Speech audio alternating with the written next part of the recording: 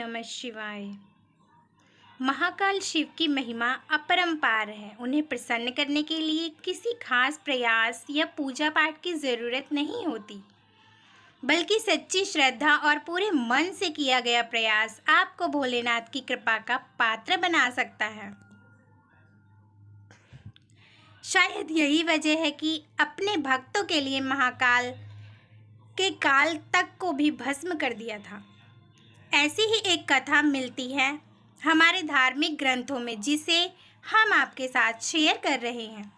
मान्यता है कि भक्तों का चरित्र पढ़ने और सुनने से भोलेनाथ की असीम कृपा और पुण्य की प्राप्ति होती है। भक्त के प्रति महाकाल की अगाध आस्था कि जिस कहानी का हम जिक्र कर रहे हैं वह स्वयं भगवान कार्तिकेय ने संतों को सुनाई थी। इसके अनुसार राजा श्वेतकेतु, जो कि भोलेनाथ के परम भक्त थे, उन्होंने काल को भी जीत लिया था। राजा श्वेतकेतु सदाचारी, सत्यवादी, धर्म के मार्ग पर चलने वाले सूरवीर और प्रजापालक थे। वह अत्यंत ही निष्ठा और प्रेम भाव से पूजा का पालन और अगाध आस्था और श्रद्धा भाव से शिव भक्ति करते थे। उनके इस भक्ति भाव से महाकाल अत्यंत प्रसन्न थे। उनकी कृपा से श्वेतकेतु के राज्य के लोग दुख, दरिद्रता, अकाल मृत्यु और महामारी से मुक्त थे। एक दिन जब राजा श्वेतकेतु का जीवन काल समाप्त होने वाला था और वह भोलेनाथ की आराधना में लीन थे, तब चित्रगुप्त ने यमराज से कहा कि राजा श्वेतकेतु की आयु अब पूरी हो चुकी है, अब उनके प्राण हरने का समय है। तब यमराज ने अपने दूतों को आज्ञा दी कि वे जाएं और श्वेतकेतु के प्राण हर लाएं। यमदूत राजा श्वेतकेतु के पास पहुंचे तो वह शिव मंदिर में थे। दूत बाहर ही खड़े हो गए। श्वेतकेतु गहरे ध्यान में थे। बहुत देर हो गई, ना श्वेतकेतु का ध्यान टूटा, ना यह दूत हिले।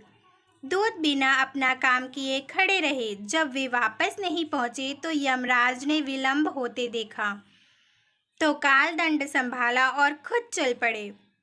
दूतों के आने में देरी के चलते यमराज स्वयं ही राजा श्वेतकेतु के प्राण हरने पहुंचे, लेकिन वहां उन्होंने देखा कि वह तो महादेव की साधना में लीन है।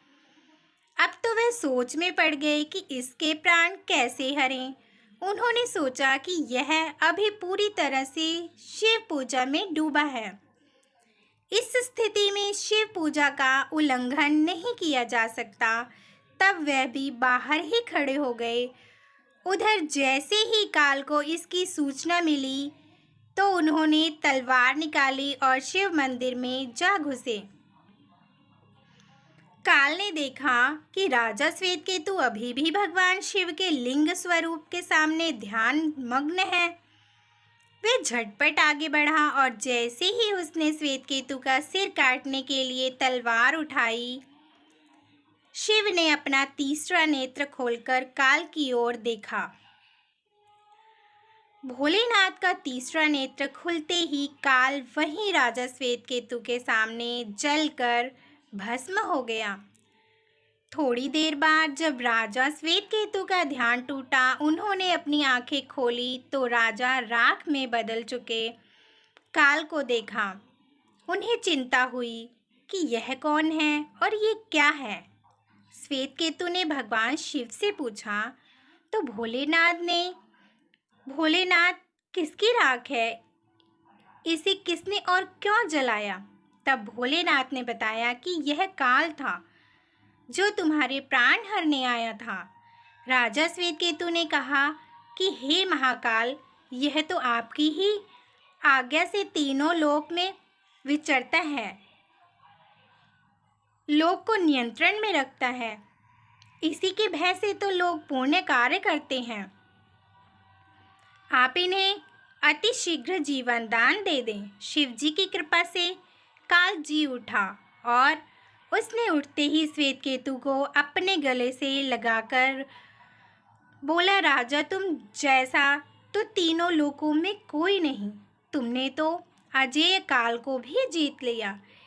जीवन दान पाकर काल और यमराज ने कहा कि ऐसे जातक जो शिवजी के परम भक्त हैं, सच्चे मन और पूरी श्रद्धा से महाकाल की पूजा में लीन रहते हैं, सिर पर जटा और गले में रुद्राक्ष पहनते हैं, विभूति का त्रिपुंड ललाट पर लगाते हैं और पंचाक्षर मंत्र का जप करते हैं, उन्हें कभी भी अकाल मृत्यु का ग्रास नहीं बनना पड़ेगा।